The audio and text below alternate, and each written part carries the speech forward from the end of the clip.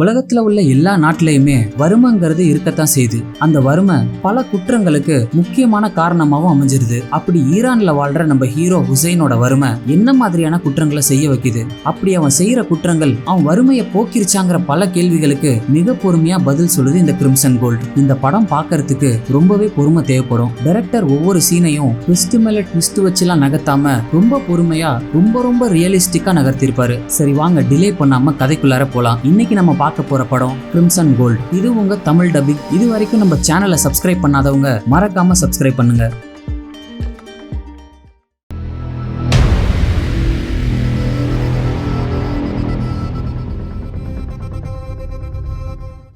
படத்தோட தொடக்கத்திலேயே hero Hussain helmet ஒன்னு தலையில மாட்டிக்கிட்டு ஒரு நகை கடையை கொள்ளடிக்கிற முயற்சியில இருக்கான். அவனோட மச்சான் அலி வெளியே நிக்கிறான். அந்த கடை ஓனர் ஹுசைன் கிட்ட என்கிட்ட சாவி இல்லன்னு கத்திக்கிட்டு இருக்கான். ஆனா ஹுசைன் சரி அப்போ லாக்கர் எங்க இருக்குன்னு சொல்லுன்னு துப்பாக்கியை வச்சு மிரட்டிட்டு இருக்க யாரோ ஒரு பொம்பளை அங்க வரா. வந்த அவ ஹுசைன் கையில இருக்கிற துப்பாக்கியை பார்த்துட்டு கத்திக்கிட்டே வெளியே ஓட ஓனர் சேஃப்டி அலாம ஆன் பண்ணிடுறான். கடையோட என்ட்ரன்ஸ் லாக் ஆக கடுப்பான நம்பாலு ஹுசைன் ஓனரை சுட்டுறான். அதை பார்த்த அலி நேரா ஓடி வந்து ஏண்டா அவனை சுட்டன்னு கேட்க பக்கத்துல உள்ள எல்லாரும் ஓடி வராங்க. அலி அங்கிருந்து தப்பிச்சிர ஹெல்மெட்டை கலட்டுன ஹுசைன் என்ன பண்றதுன்னு தெரியாம அங்க உள்ள எல்லாத்தையும் அடிச்சு உடைக்கிறான். அப்புறம் வெளியே நிக்கிற எல்லாரையும் துப்பாக்கியால மிரட்டுறவன் ஒரு கட்டத்துல தன்னோட தலையில துப்பாக்கிய வச்சு சுட்டுக்கிறான். அங்கதான் கதையோட பிளாஷ்பேக் தொடங்குது. ஹுசைனை பார்க்க ஒரு டீ கடைக்கு வண்டியில வரான் அலி. உள்ள வந்த அவனை பார்த்து ஏன் இவ்வளவு லேட்னு கேக்குறான் ஹுசைன். 2 மணி நேரம் கியூல நின்று இதை வாங்கிட்டு வரேன், சும்மா ஒண்ணும் இல்ல, டாக்டர் ஒன்னும் பிரச்சனை இல்லைன்னு சொல்லிட்டாருன்னு சொல்லி அப்புறம் அவன் திருடிட்டு வந்த பேக காமிக்கிறான். அதுல பெருசா ஒண்ணும் இல்லைனாலும் அதுல ஒரு பில் இருக்கு. அந்த பில்லுல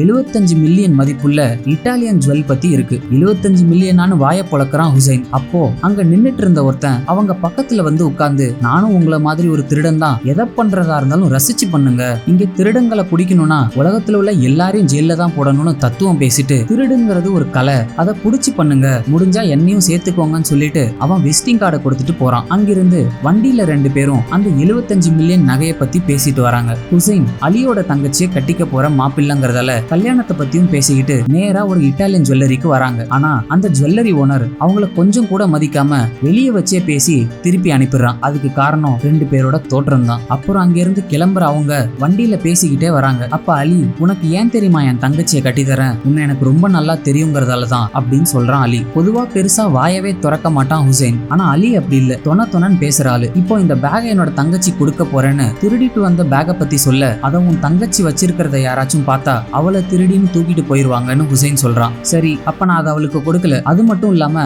அவளுக்கு பிளாக் கலர் பிடிக்காது, அவளுக்கு வெள்ளை கலர் பேக் தான் பிடிக்கும்னு தூக்கி போட்டுறான். நேரா வேலைக்கு 2 பேரும் வந்துடுறாங்க. அவங்க 2 பேரும் பீஸா டெலிவரி பாயா வேலை பார்க்கறாங்க. ஆர்டர் எடுத்துக்கிட்டு கிளம்புற 2 பேரும் வேற இடத்துக்கு போறாங்க. அப்போ டெலிவரி பண்ண போன ஹுசைன் 4வது மாடியில உள்ள ஆளுக்கு டெலிவரி பண்ண மாடிக்கு போறான். அப்பதான் தெரியுது ஆர்டர் பண்ணது அவனோட ஆர்மியில வேலை செஞ்சவன்னு. ஆளே அடையாளம் தெரியாத மாதிரி மாறிட்டேன்னு ஹுசைனை பார்த்து சொல்றான் அவனோட வேலை பார்த்தவன். அப்புறம் பீட்சா காசுக்கு மேல எக்ஸ்ட்ரா காசு கொடுத்து அனுப்புறான். அடுத்த இடத்துக்கு டெலிவரிக்கு போறவன் கஸ்டமர் வீட்டுக்கு கீழே நிக்கிற போலீஸ் கிட்ட மாட்டிக்கிறான். அந்த அபார்ட்மெண்ட்ல நடக்கிற பார்ட்டிக்கு வரவங்களை அரெஸ்ட் பண்ணது போலீஸ். அதனால கீழே இருந்து யாரையும் மேல அனுமதிக்காம அவங்கள கீழேயே புடிச்சு வச்சுக்கிறாங்க. இப்ப மேலையும் போய் டெலிவரி பண்ண முடியாம அங்கிருந்து போகவும் முடியாம மாட்டிக்கிறான் ஹுசைன். அப்போ அங்க ஒரு இடத்துல வண்டியை நிறுத்திட்டு ஒரு சோல்ஜர் கிட்ட பேச தொடங்குறான். அவனுக்கு 15 வயசு தான் ஆகுது, அது சோல்ஜருக்கான வயசே இல்ல. அப்புறம் அங்க மேல என்ன பார்ட்டி நடக்குதுன்னு அந்த சோல்ஜர் கிட்ட கேக்குறான். ஆனா அந்த சோல்ஜருக்கு அதை பத்தி ஒண்ணுமே தெரியல. ஆனா இதே மாதிரி போன பார்ட்டிலையும் விடிய காலையில 4 மணி வரைக்கும் வெயிட் பண்ணோம்னு சொல்ல சரி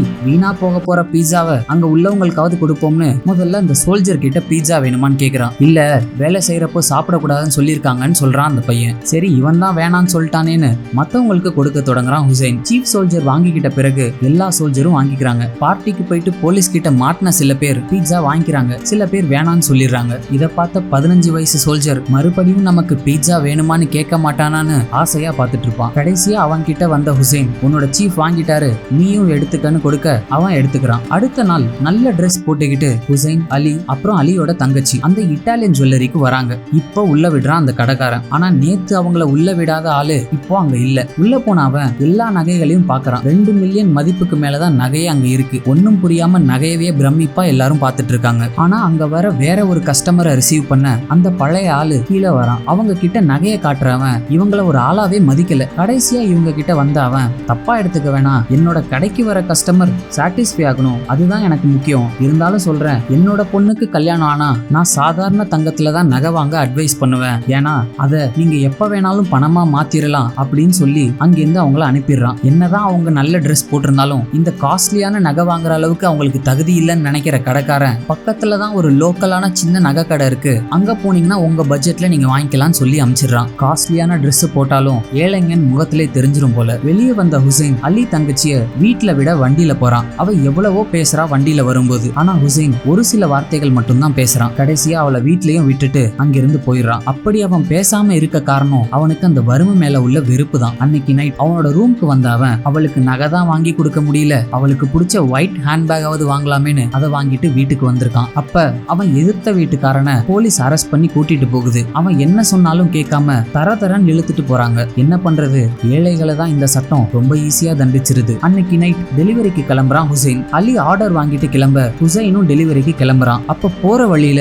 அவங்க டெலிவரி பாய் ஒருத்தனுக்கு ஆக்சிடென்ட் ஆகிருது. போலீஸ் வந்து எல்லாத்தையும் கிளியர் பண்ண அங்க ஒரு பிச்சைக்காரன் கீழே இருக்கிற பீஸாவை எடுத்துட்டு ஓடுறான். தன் கூட வேலை பார்த்த ஒருத்தவனுக்கு ஆக்சிடென்ட் ஆயிருந்தாலும் அவனை போய் பார்க்க முடியாம பீட்சா டெலிவரி பண்ண கிளம்பிடுறாங்க ரெண்டு பேரும். அப்ப போறாங்க ஒரு பணக்காரன் வீட்டுக்கு டெலிவரி பண்ண போறான் ஹுசைன். அவன் லிப்ட்ல ஏற போக அங்க ரெண்டு பொண்ணுங்க மாடர்னா லிப்ட விட்டு வெளியே வராங்க. அந்த நாட்டுல அப்படி ஒரு ட்ரெஸ்ல பொண்ணுங்களை பாக்குறது கஷ்டம் தான். அவங்கள பாத்துக்கிட்டே மேல போறான் ஹுசைன். அங்க போனா இப்பதான் அந்த பொண்ணுங்க கிளம்புனாங்க, பீட்சாலாம் எனக்கு வேணான்னு போறாங்க சொல்றான். அதுக்கு நான் என்ன பண்றது, என்னோட வேலை டெலிவரி பண்றது மட்டும்தான், வாங்கிக்கோங்கன்னு சொல்றான் ஹுசைன். சரி இன்னும் பணத்தை கொடுக்கறான் போறாங்க. அப்ப இந்த பீட்சாவை என்ன பண்றதுன்னு ஹுசைன் கேட்க, சரி உள்ளவா ரெண்டு பேரும் சேர்ந்து சாப்பிடலான்னு கூப்பிடுறான். இல்ல நான் கிளம்புறேன்னு சொல்றான் ஹுசைன். ஆனா விடாம உள்ள கூட்டிட்டு போறாங்க. கூச்சப்படாம வா, இது உன்னோட வீடு மாதிரி தான் சொல்லி அழைச்சிட்டு போக உள்ள போற நம்மாலு வீடை பார்த்துட்டு மிரண்டு போறான். அவ்வளோ பெரிய வீட்டுல போறாங்க மட்டும்தான் இருக்கான். இதுதான் பணக்கார வாழ்க்கை போல. டாய்லெட் எங்கன்னு கேட்டு போற ஹுசைன் உள்ள போனோடனே ஷாக் ஆகி இங்க கீழே பிளட் இருக்குன்னு சொல்றான். அது ஒண்ணும் இல்ல,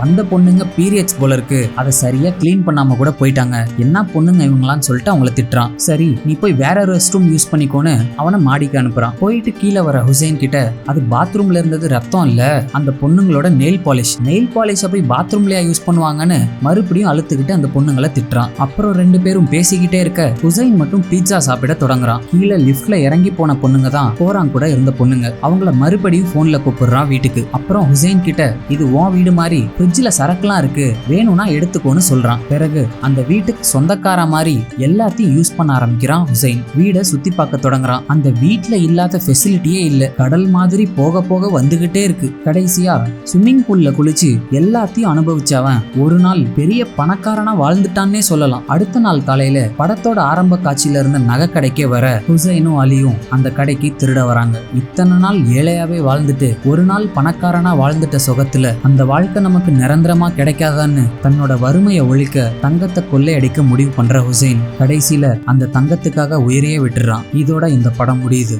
இது போல பல நல்ல கதைகளை கேட்க மறக்காம நம்ம சேனலை சப்ஸ்கிரைப் பண்ணுங்க. இது உங்க தமிழ் டப்பிங். நன்றி, வணக்கம்.